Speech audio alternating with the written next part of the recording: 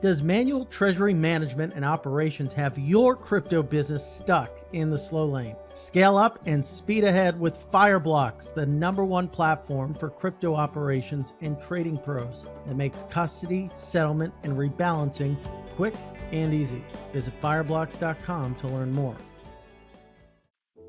This episode is brought to you by Coinbase Prime, an integrated solution that provides institutional investors with an advanced trading platform, secure custody, and prime services to manage all of their crypto assets in one place. Futuristic companies like Tesla and MicroStrategy have used Coinbase's comprehensive investing platform to execute some of the largest trades in the industry. Learn more by visiting coinbase.com/prime to get started today.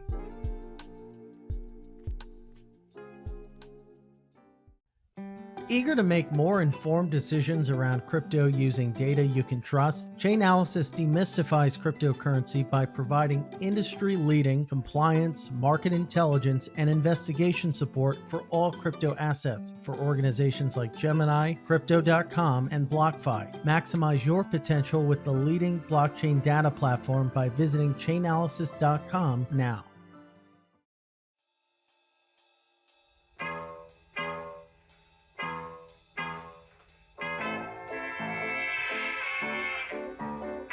All right, ladies and gentlemen, this is big. This is exciting. Welcome to The Scoop. I'm your host, Frank Chaparro, Director of News at The Block. And today, on the other side of the mic, we are joined once again by our good friend, Joshua Lim, Head of Derivatives at Genesis Global Trading. He has not been demoted yet, which is good news. He's still manning the desk there. I think you're are you the only person in the office today? No, there's a good, healthy crew of us in the office. It's come back a lot since the start of the year and all the COVID scares, obviously. Well, you guys are definitely busy, that's for sure. I think we had you on last time to talk about the second quarter snapshot that you guys had. Now we're looking at the fourth quarter. It was busy. We saw $20 billion plus of notional traded in Q4. I've got the right. Now, yep, here they are. So it was a big year, tens and tens of billions in loan originations, and you were kind of thrust into the spotlight with this recent announcement talking about some of the lending activity happening with NFTs. So the institutionalization of NFTs was an interesting theme in this report. I guess to zoom out, how's business? Yeah, no, I think 2021 was a banner year for crypto generally. And I think as a firm, we were pretty well positioned just as a central sort of dealing counterparty to a lot of other firms in the space. The retail aggregators out there that kind of were an on-ramp to a lot of new users of crypto. The corporates out there that are starting to use crypto actively, in their operations and as an investment product in their own sort of treasuries. And then just asset managers, right? Asset managers both from TradFi and from the crypto native hedge fund world, venture firms starting to get more liquidity on their sort of earlier stage investments. It was kind of a good confluence of all these different things happening in 2021 that made the market kind of such an interesting and explosively fun place to be. But yeah, I think the kind of overall theme, right, and especially you kind of saw this towards the back half of 2021, is just the convergence of what was much more of a kind of Wild West crypto world with the TradFi world, and kind of the new. We talked about this in our Q1 or Q2 podcast. When we were talking about the basis trade, that was kind of when a lot of institutional guys started to put on these sort of trades, market neutral. That was a little bit of a gateway to adding more risk in crypto, starting to allocate into earlier stage projects, starting to look at, things that have more convexity than just holding long Bitcoin and long ETH. And then of course, like NFTs became a thing. And yeah, like you mentioned, the NFT lending, that's something that was a recurring sort of point of interest with customers of ours throughout the quarter. But really, um, it's a small part of our overall business, but it really captivated a lot of people's interest, because it's such a novel idea, and because this is something that really you wouldn't expect to find in a sort of financial market.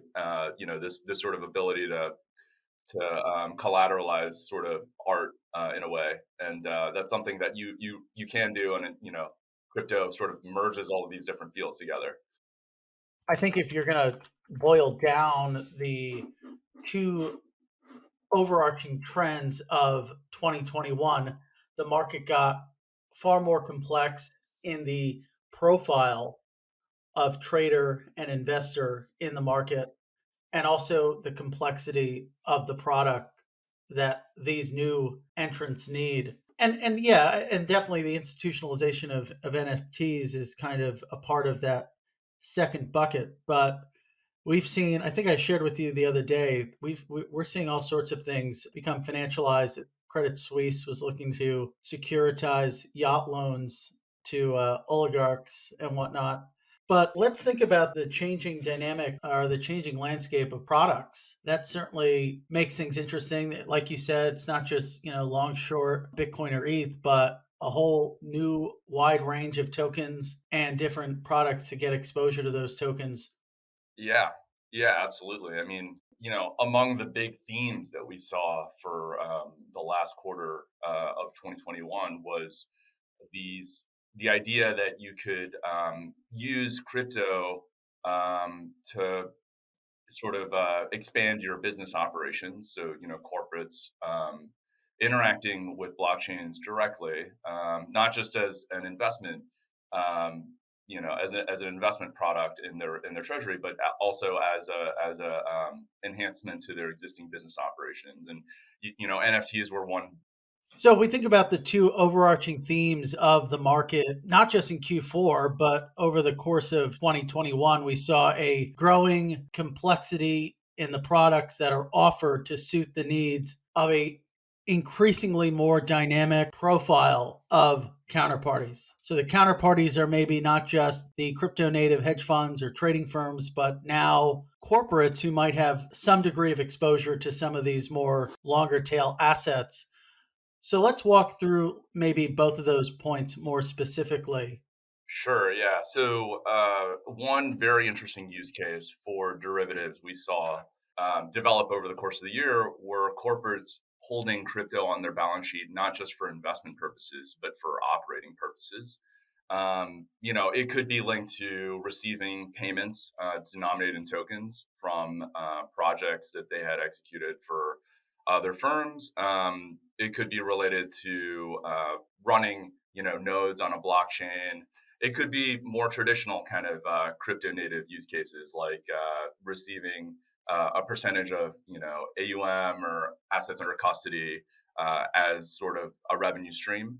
We saw those types of firms really engaging on derivative hedges that would you know uh, protect them on the downside, which was actually kind of useful, right? And if you looked at the Bitcoin price action throughout the course of the year, going from 30 to 65K, basically twice, and then kind of round tripping back down towards the end of the year. Um, it was actually a very useful tool for a lot of corporate treasuries, a lot of CFOs to sort of smooth out their revenues and their cash flows throughout the year. So yeah, I think the set of assets that were being hedged really expanded a lot, right? And I think part of it was that some of the assets being hedged are staking assets, which have specific bonding periods that made it difficult to sort of hedge in a liquid way with just spot markets. So we saw a lot of folks sort of monetizing those positions by, let's say, selling call options on stake positions, or doing callers, buying puts, selling calls. Are those some of the usual suspects putting on those hedging mechanisms? It's mixed. Like, I think there are the usual suspects. There are like mining firms and exchange firms and asset management firms that are hedging cash flows. But there are also firms that are maybe long-term investors in a particular staking protocol or base layer. that has tokens that they want to kind of hold and participate on the network, and they want to reduce their market exposure to that underlying asset, so while earning some staking yield, right? And obviously, there's a lot of sort of implications around hedging that could or could not be favorable in terms of a tax perspective as well. So a lot of people are kind of thinking about different angles. I wonder if there's also a component we saw. I think it was yesterday or this morning. Gucci announced that they were going to acquire some land in the metaverse. There's been a number of retail brands looking to access or build in the metaverse. So they have to acquire tokens to do that. So I don't know if those are specific names. We don't need to divulge certain names, but that probably opens the door to a new type of client or counterparty who, in getting involved in the metaverse, acquiring these metaverse tokens, might need some of these hedging capabilities to smooth out that exposure.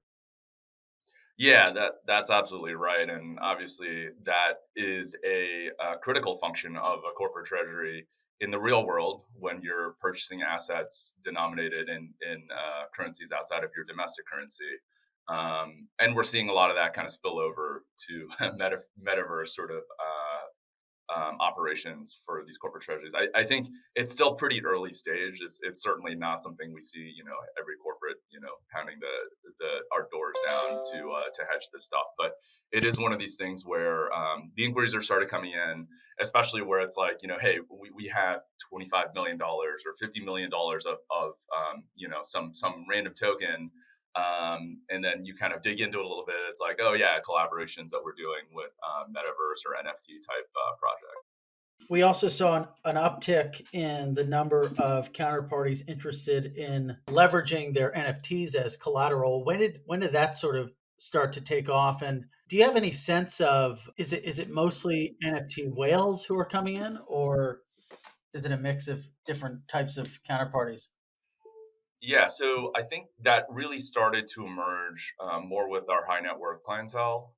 So counterparties that were already sort of holding a basket of liquid assets, using Genesis primarily as a prime broker to trade spot, to borrow and lend against those positions already, or trade derivatives against them.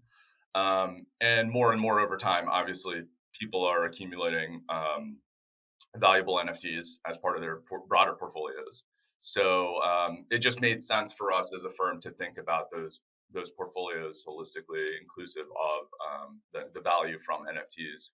It's not something that we do on a regular basis, and I think from like a business perspective, it's still, let's say, less than 50 basis points of our overall sort of lending business in terms of the magnitude of the collateral value. So it's not, it's certainly something that's very early stage. And in a way, we're spending a lot more time thinking about, the diligencing these types of collateral.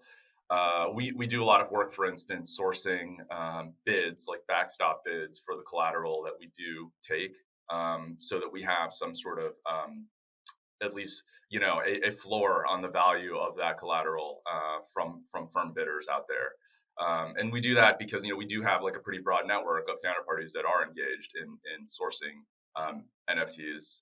We talk with a lot of NFT funds out there that are specifically investing in them.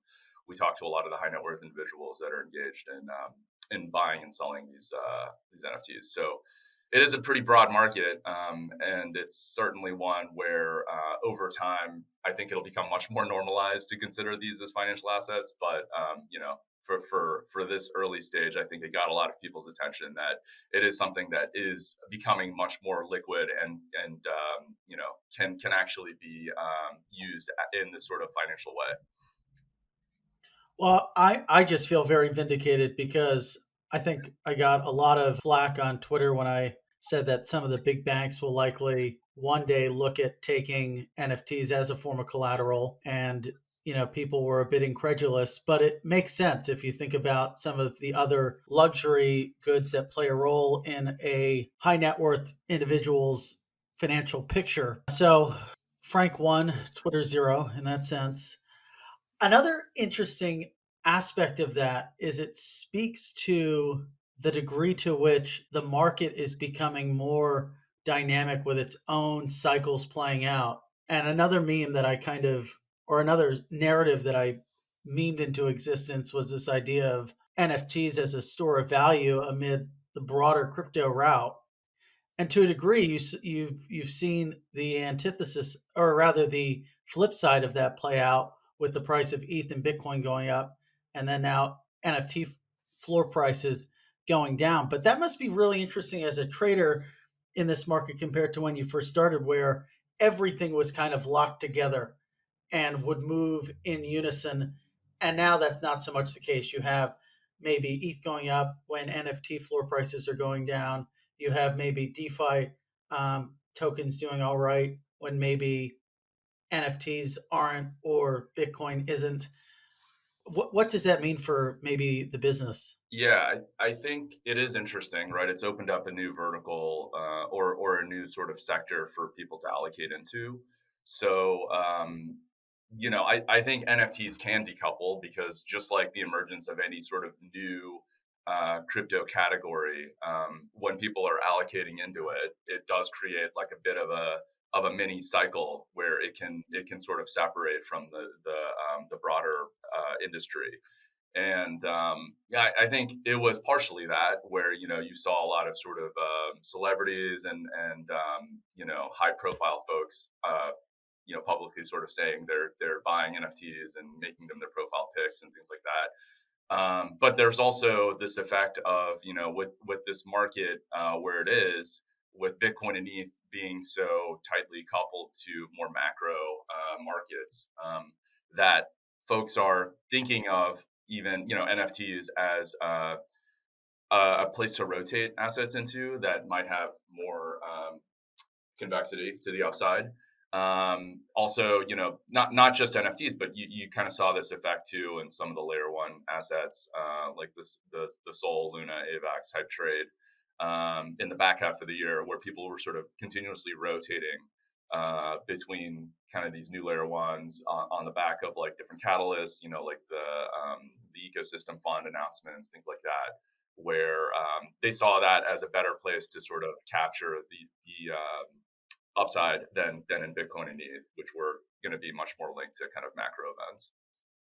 Last time we talked, we spoke a lot about the basis trade, which has been a huge presence in the market. But this past quarter, at the end of the year, we saw a lot of downward pressure on the basis spread. It was pretty much, I mean, it was kind of hammered. What does that mean for market participants, and where do they go next? And is there any possibility that we see that spread kind of widen out? Yeah, for sure. I think it got as wide as 20% in Q4. I think most of that was on the back of the kind of CME widening due to the ETF launch. So a lot of people were sort of positioned ahead of that. They own the front month future.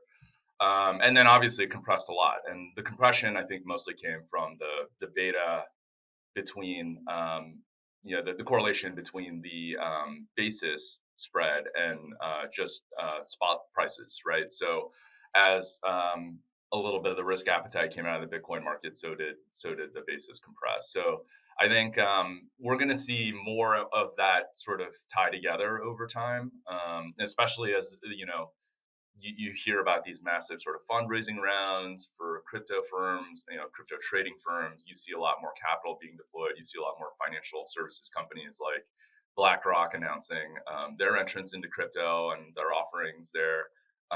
Those are all, there's going to be more capital that's going to be deployed.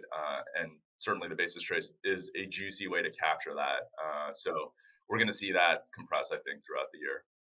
So where do they go next? Where is the hunt for yield going to take these folks if if the basis trade is now the old dog?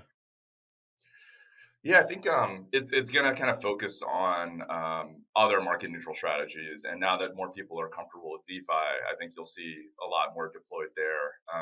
I think a lot of the other firms in our competitive set, like our sort of dealers and lenders, are sort of engaged in some capacity in DeFi, and I think we're in a way a little bit more conservative in how we approach it. But I think it's going to become a little bit more mainstream, right, for firms to sort of offer products around DeFi yield. Yeah, I think the one that people kind of point to as a benchmark is the sort of anchor yield associated with UST, Terra USD, and that's around 20% per annum, right? So that's a pretty high bar, and obviously there's a lot of very high profile backers of that of the project that are sort of subsidizing that yield. So I think we've seen actually a lot of interest around trading stablecoin yield, protecting against adverse sort of peg movements, peg breaks in stablecoins. That was obviously a big theme a couple weeks ago with the abracadabra sort of mem UST sort of leverage driven movements. We saw a lot of sort of inbound inquiry around hedging UST positions. We also saw a lot of folks sort of trading forwards on it just to capture, the big sort of move downward, the sort of peg break, while it was sort of yielding pretty high levels because people were so concerned about that peg. Obviously, it turned out to be pretty short lived, but a lot of interesting two-way flow on UST. And obviously, like earlier this year, we saw a lot of interest around USDT Tether. People were pretty concerned about the peg there and potential sort of regulatory actions. So stablecoin insurance, like peg insurance, seems to be like a big trend so far this year. So that's kind of maybe a new development for Q1. This desire for firms to access an insurance on the degree to which a dollar stablecoin is maintaining its peg. Definitely. I think the things that have happened even since the kind of UST events, like things like the wormhole hack, yeah, seem to kind of reinforce that theme, right? Where you have some asset that's pegged or wrapped, but even though you can extract what you think is a pretty high nominal yield, you may need to pay away some of that yield to sort of protect yourself from that really bad tail event. Yeah, which we've seen a number of those over the past 2 years. Having trouble keeping pace with the crypto boom? When your business is scaling up and your portfolio is growing, you don't want to waste precious time on manual treasury management or settling and rebalancing. Fireblocks can handle that for you with smart, scalable solutions for your crypto business, along with industry leading security and expertise. They'll take care of the back end so you can focus on the big picture. Visit fireblocks.com to learn more. This episode is brought to you by Coinbase Prime, an integrated solution that provides institutional investors with an advanced trading platform, secure custody, and prime services to manage all their crypto assets in one place. Coinbase Prime fully integrates crypto trading and custody on a single platform and gives clients the best all-in pricing in their network using their proprietary smart order router and algorithmic execution. Futuristic companies like Tesla and MicroStrategy have already used Coinbase's comprehensive investing platform to execute some of the largest trades in the industry. Build a unified investment portfolio with one of the most trusted names in crypto. Learn more by visiting coinbase.com/prime to get started today. Are you eager to make more informed decisions around crypto using data you can trust? Chainalysis is here to help. Chainalysis demystifies cryptocurrency by providing industry-leading compliance, market intelligence, and investigation support for all crypto assets for organizations like Gemini, Crypto.com, and BlockFi. Gain unparalleled visibility and maximize your potential with the leading blockchain data platform by visiting Chainalysis.com now. What other types of differences are you seeing emerge between Q4 and Q1 that are notable? Yeah, I mean, I think this goes along with the convergence of crypto native and TradFi. We're seeing just this very broad compression of implied volatility. So yeah, I did like a tweet storm about this not too long ago. But you know, a lot of the sort of longer dated vols on Bitcoin and ETH are near multi-year lows. And yeah, I think part of the reason is that there are a lot of new entrants coming into crypto and seeing, Bitcoin and ETH vols trading at, 60, 70, 80 vol. And they're comparing that to, vol levels in FX and equities. And, granted, crypto does realize at a higher level, but I think they're realizing that there's a lot of cross asset correlation, right, between crypto, especially these days, between crypto and S&P 500 and the rates market and commodities, and so it's pretty easy to sort of think about it in that context and start exploring sort of cross asset, volatility trades, volatility spread trades. And I think you're starting to see that compression kind of bleed into to the long dated vol market. So we think that there is ultimately going to be like good value there, right? Because there's eventually not going to be there's going to be a lot more demand than supply at some point. That supply is coming from, like I said, the sort of people putting on these spread trades, maybe like some structured product flow. But at some point, especially when you get these explosive moves higher, there, that vol can really just gap, 30, 40, 50 points in a matter of a week or so.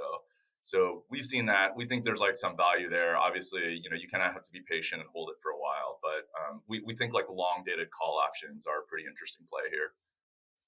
It's an interesting point when you think about how the market is becoming less volatile. It kind of maybe pushes traders to act more creatively to an extent. It also might be bad for a firm like Genesis. If there's less volatility, maybe there's a little bit less action for you to capitalize on. I think that's right. Although you have to balance that with the fact that there is just a much wider diversity of assets and products to trade. Like even just in the last quarter, right, we became much more active in the DeFi option vaults. So we're actively sort of bidding in a lot of these auctions. It's a great way to sort of source like short dated gamma like options risk in the market that's mostly being supplied from just retail participation in these protocols. So like we think that it's just going to continue in that trend where there's going to be a new kind of flavor of the day, right? Whether it's a new token category, like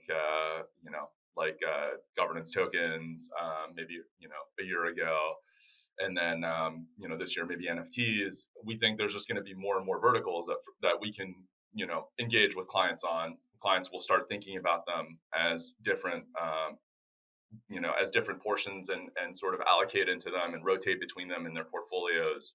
And then obviously you can write infinite number of derivatives and sort of lending and structured kind of loan transactions on all of these new things. So yeah, we're very excited. I think the reduction in volatility in Bitcoin and ETH, I think, is just a sign of maturity for the asset class. I think it just means that more and more people are willing to hold it as a sort of store of value and give it some sort of monetary premium.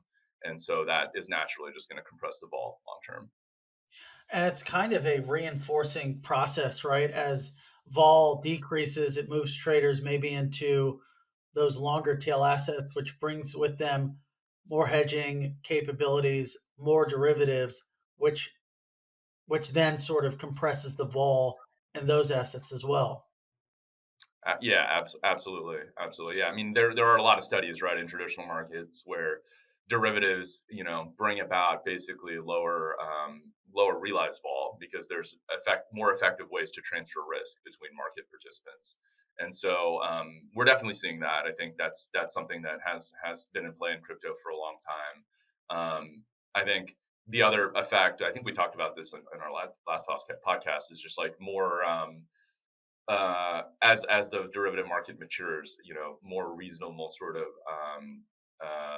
boundaries and sort of guidelines around like amount of leverage that people can take. So as you know, as we move from like a 100 to 1 type of leverage market to something like a 20 to 1 leverage, and it becomes more regulated, the chances of these sort of big blowouts where there's cascading margin calls and things like that are starting to become less and less. That was a big theme, I think, when we spoke last time. I'm going to pull up the data to look at liquidations really quick. Just bear with me. So let's take a look. Futures. If you look at the chart, I mean, that was kind of I mean, we saw one here, number of liquidations, boom, boom, boom. Bitcoin liquidations, long, short, expand. It's been pretty muted since December. There was a big liquidation event there, but this cascading liquidation phenomenon, which made a lot of headlines last year, are we going to continue to see this, or is it going to kind of dampen out? I think as there's more and more capital, right, and as the leverage, the max leverage allowable on exchanges comes in, and maybe as you kind of saw this with the ETF launch, a lot of leverage, a lot of open interest moved to CME. So in particular, as the markets become a little bit more regulated, I think you'll see less of an impact from those sort of cascading margin calls. I think it depends on the asset too, right? Like I think if you have these sort of assets that are primarily traded on the offshore exchanges, or assets that are levered up in a certain way through DeFi sort of lending protocols, then those will certainly be more impacted. Yeah. It'll concentrate on those long tail assets, or maybe on in certain sectors of the market. It's an interesting point. Do you think that the sort of price discovery has officially moved to maybe from spot offshore to regulated US futures? I don't think it's fully there yet. I think just comparing volumes, where most of the spot volume is still traded on offshore venues. I think that what we're seeing is more price discovery on. Well, we're seeing a lot more maturity, I think, in the options market is probably like the biggest change that I see, and maybe I'm saying that more as an options trader, but like just definitely spreads have compressed a lot on listed options. The ones particularly traded on Deribit. I think it's a lot easier to source sort of block liquidity out there. I think we had one of the biggest sort of months we've ever had in December of 2021 in listed option blocks. And I think, more people are sort of going that route because of the liquidity rather than sort of trading bilaterally OTC. But I think, some people prefer the OTC route maybe for other reasons, right? For the fact that it sort of is, you can cross margin it with other positions that they have with our firm, or for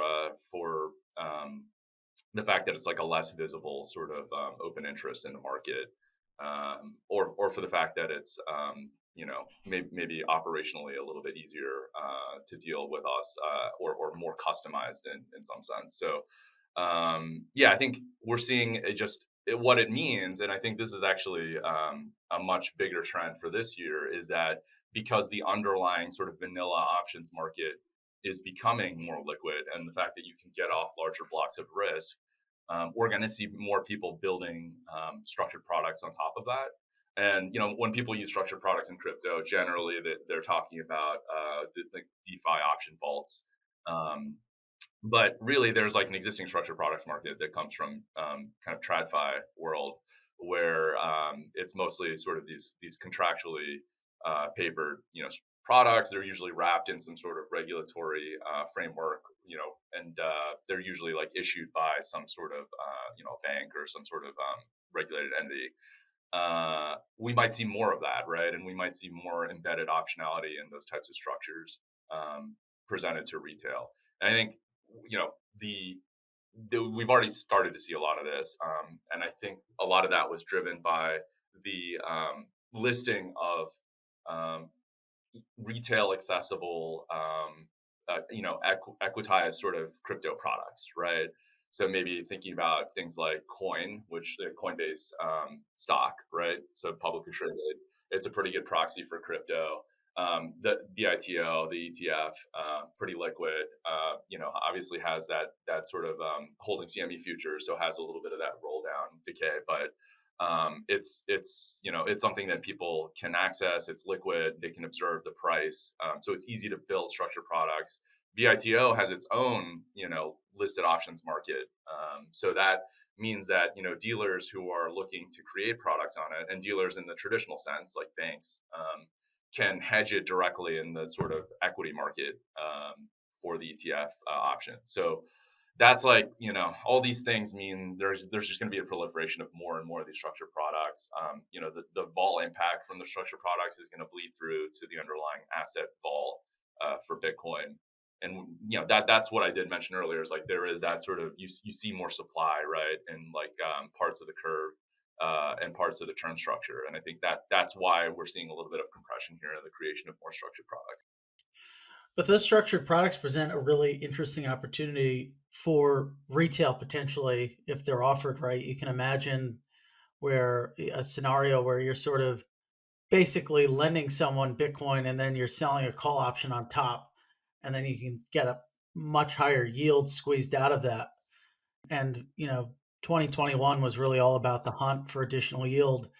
2022 will probably be about achieving those yields in different, to your point, in different types of markets than we saw last year. We're going to see probably, I've been talking with people about the emergence of dual currency loans, which I think we talked about. Yeah, dual currency notes or structures are very popular structured product, right? It's pretty vanilla in the sense that it's basically just one embedded call option, but it's something that is definitely supplying vol into the market a little bit. So we do expect a lot more of those types of structures, and compared to the similar types of structures you would get in traditional markets, whether it's written on FX or equities. It's obviously a whole different ballgame in terms of the yield, right? Like you might be able to extract like a 5 or 10% yield on equity product, but you could extract something like 30 to 50% on Bitcoin. So definitely one of those things where on optically at least it looks more attractive to do it on a Bitcoin product, especially if you think it's like mature enough that it continues to range, right? Like it's not something that has another maybe 10x move, although it might in the long run, but in the short term, if it stays like a range bound product, and you think there's like a steady bid from corporates and asset managers, then it's interesting to consider those sort of short vol structured products. I think it's pretty interesting. It'll be cool to see like one day if potentially like stateside, that's something I could like get through, a traditional broker and just easily get some yield on my coins. Or we'll eventually onboard you as a Genesis customer. We'll get you one of these days. I mean, just looking at like options, it's changed so much. The market structure and the number of participants. Paradigm has done really well. I mean, their growth is pretty nuts. And I mean, you can talk about it like the market structure on day one when you started compared to now is night and day. Yeah, for sure. I mean, just the number of counterparties that we talk to on a daily basis, the quality of the traders on the other side has changed a lot, right? Like almost every firm that we talk to has like a dedicated vol trader now, right? Like it's somebody that came from FX or equities or commodities or something. And yeah, like the sophistication of strategies, people are doing more, like 1x2s, 1x3s, and this sort of like calendar trades, like basically like strategies that you would run in a like a vol arb type of shop. We're seeing more people come in, and trade things that were hard to trade before, right? Like spreads between Bitcoin and ETH vol, or maybe second order Greeks, like your dependence on your Vega dependence on spot, or your Vega dependence on vol, like these sort of more arcane things. Yeah, the more gigabrain stuff, just holding the big brain up the mountain type of guys.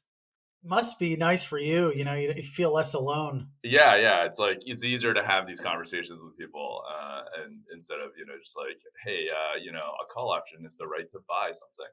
Um, yeah, it's great. I mean, I think it's just like you're going to be able to build so much more interesting stuff in the future, stuff that people really need and want to sort of position their book and transfer risk. So really excited about it. Do you think there's any, like, when you think about Wall Street broadly, you mentioned vol shops are seeing this as an opportunity. More traditional players are getting in, but is there any corner of the market that maybe hasn't yet?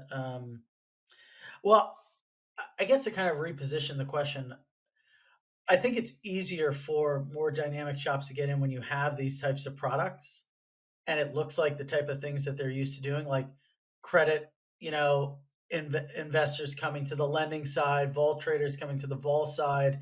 It's not, oh, like Bitcoin is the future, so I need to pick up a bag. It's okay, there are like market opportunities here that look exactly like the market opportunities that I'm used to. And there's a normal counterparty with whom I can engage on that trade. Yeah, that's exactly right.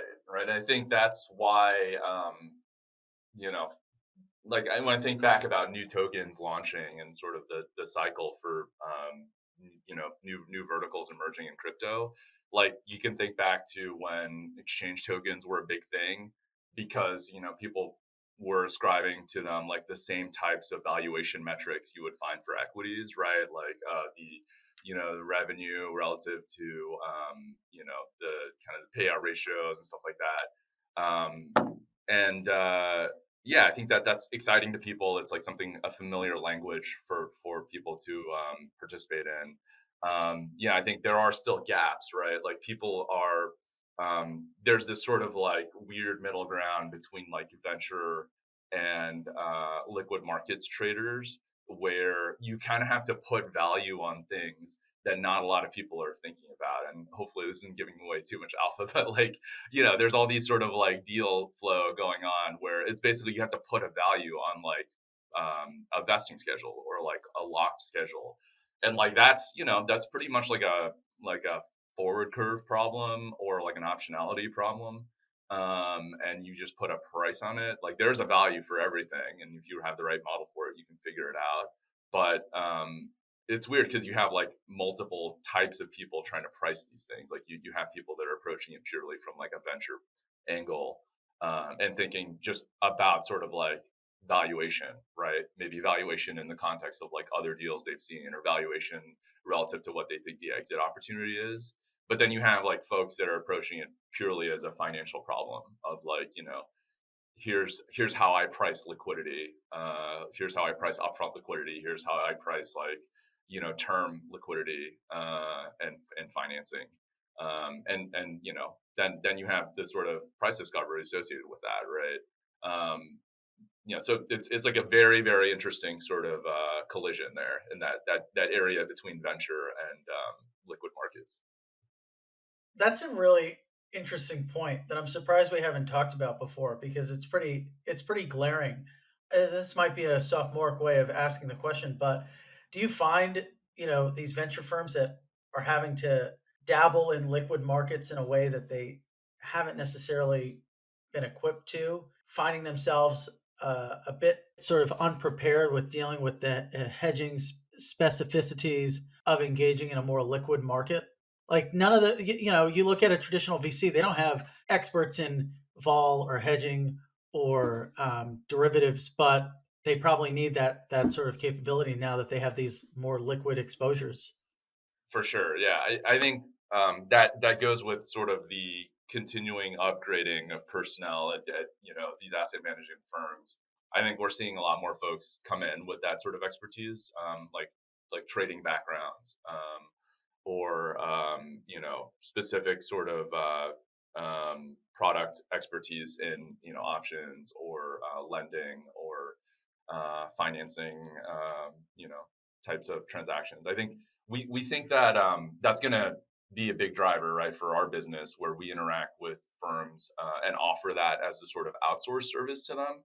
Um, you know, Not everyone wants to have a specialization in this sort of very deep in the weeds, like financial market structure type stuff that we do. So I think a lot of people will rely on us for that type of service, but I think it helps to have at least one or two people, head trader type of roles that have that expertise as well.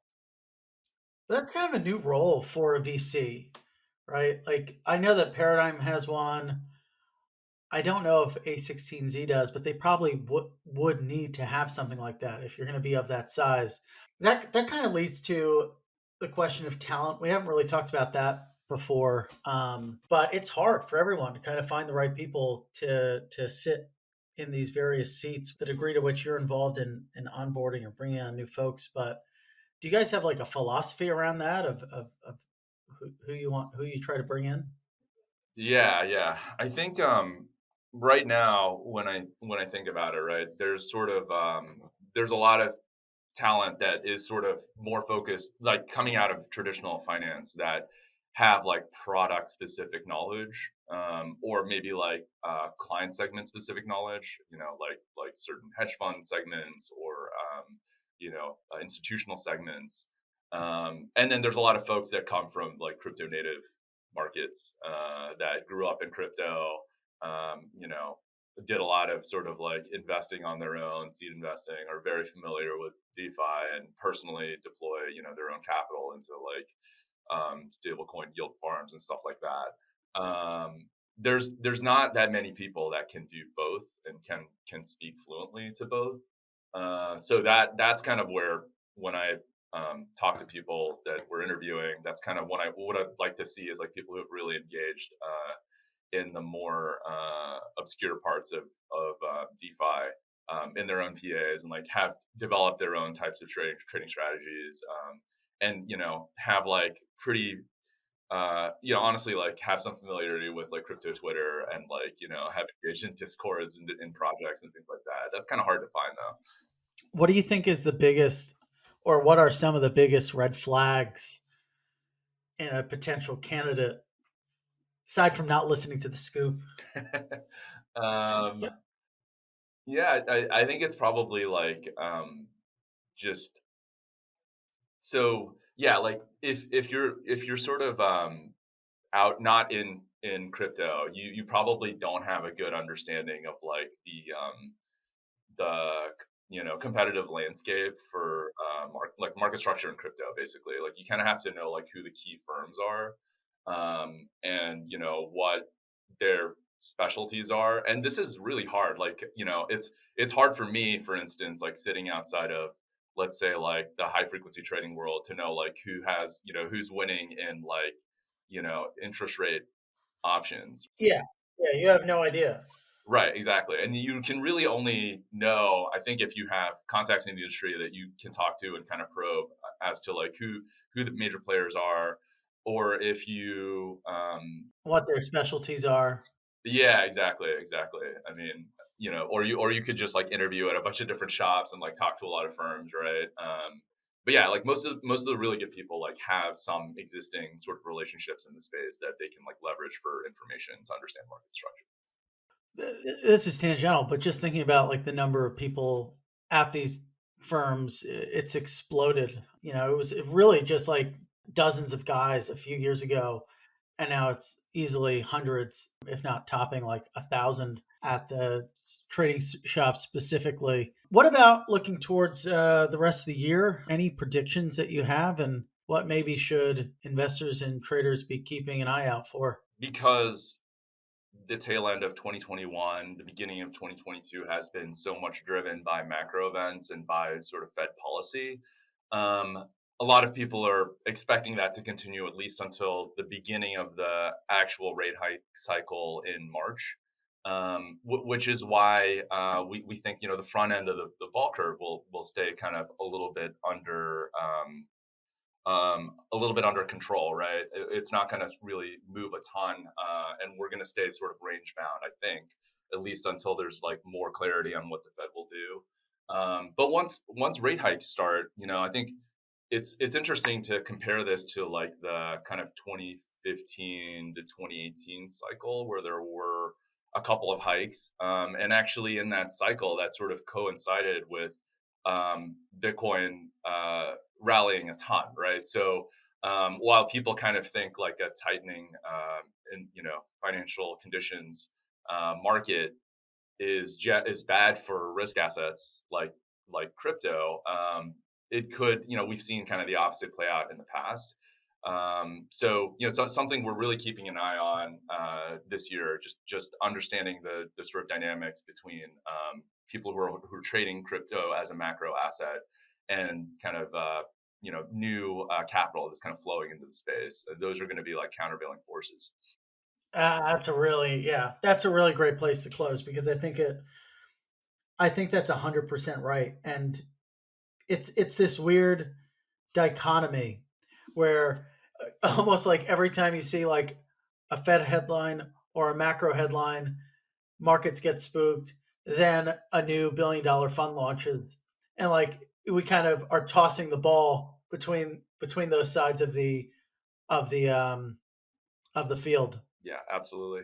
Well, Joshua Lim, thank you so much for coming on the show. It's always a pleasure to have you on and to talk markets with you. Hopefully, we'll get this out soon. This is going to be, I can't wait to write this one up. There's going to be a lot of good highlights. Josh, thanks so much for coming on the show, stopping by to chat with us. It's always a pleasure. Where can our listeners learn more about you? You're more active on the Twitter these days, dropping alpha, beta, and gamma sometimes. People love the vol tweets. So yeah, it's Joshua _J _Lim on Twitter. Great. All right, ladies and gentlemen, we'll be back with you again with another exciting guest. See you soon.